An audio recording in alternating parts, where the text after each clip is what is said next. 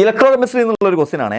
When an aqueous sodium chloride solution is electrolysed, sodium chloride solution electrolyse ചെയ്യുന്നു. The reaction that take place at anode is, ആനോഡിൽ നടക്കുന്ന reaction എന്താണെന്നാണ് ചോദ്യം. Very സിമ്പിളായിട്ട് നമുക്ക് attend ചെയ്യാൻ പറ്റുന്നത് NaCl സൊല്യൂഷൻ ആണ്. അപ്പോൾ NaCl കൊണ്ട് H2O ഉണ്ടെന്ന് മനസ്സിലാക്കുക.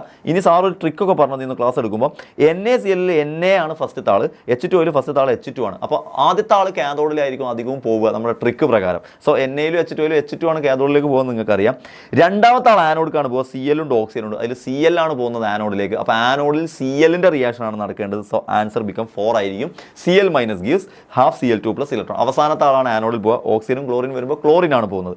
എങ്കിൽ എൻ്റെ മക്കളുള്ള ചോദ്യം എന്താ അറിയോ, ഈ ക്വസ്റ്റ്യൻ ഇങ്ങനെ മാറ്റി the reaction that take place at anode എന്നല്ലേ, അറ്റ് കാഥോഡ് എന്നായിരുന്നെങ്കിൽ ഇതിൽ ഏത് ഓപ്ഷൻ ആയിരിക്കും ആൻസർ ആയിട്ട് വരിക? കാഥോഡിൽ നടക്കുന്ന റിയാക്ഷൻ ഏതായിരുന്നു വെച്ചാൽ 1 2 3 4 ഓൾറെഡി പോയി. 1 2 3 ഏതായിരിക്കും കാഥോഡിൽ നടക്കുന്ന റിയാക്ഷൻ എന്ന് ഒന്ന് കമൻറ്റ് ചെയ്ത്, അപ്പോൾ നിങ്ങൾ ആ ഭാഗവും സെറ്റാണെന്ന് ഉറപ്പിക്കാം.